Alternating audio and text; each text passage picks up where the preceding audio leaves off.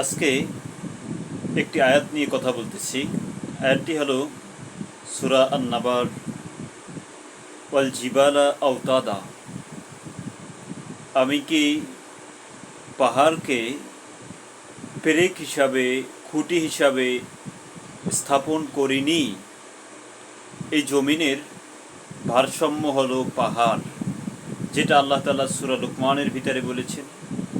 অন্য অন্য আরও বহু সূরার ভিতরে আল্লাহ তাআলা বর্ণনা করেছেন যে জমিনের জন্য আল্লাহ তাআলা খুঁটি হিসাবে জমিন জানি, আর্থ জানি, এই হেলে দুলে না পড়ে এই জন্য আল্লাহ তাআলা পাহাড় নির্মাণ করেছে পেরেক হিসাবে, খুঁটি হিসাবে।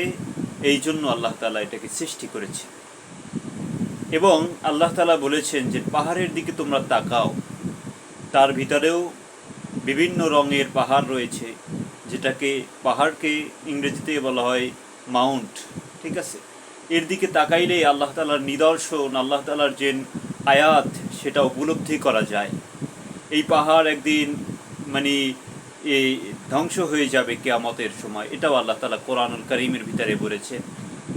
অতএব এই পাহাড় থেকে জমিনকে যে রক্ষা করার জন্য পাহাড়কে সৃষ্টি করেছেন, এখান থেকে আমাদের শিক্ষা রয়েছে।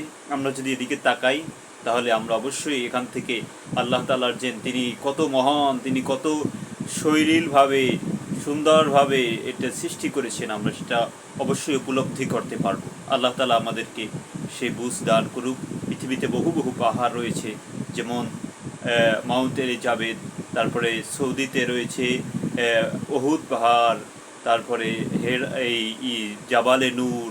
ঠিক আছে, আরও বহু বহু পাহাড় পৃথিবীতে রয়েছে। আমাদের বাংলাদেশেও রয়েছে, অনেক ভারতেও রয়েছে। ঠিক আছে, অতএব আমরা চিন্তা করব, গবেষণা করব এবং এটা নিয়ে ভাবার চেষ্টা করব। সকলকে আন্তরিক সালাম জানাচ্ছি, শেষ করতেছি।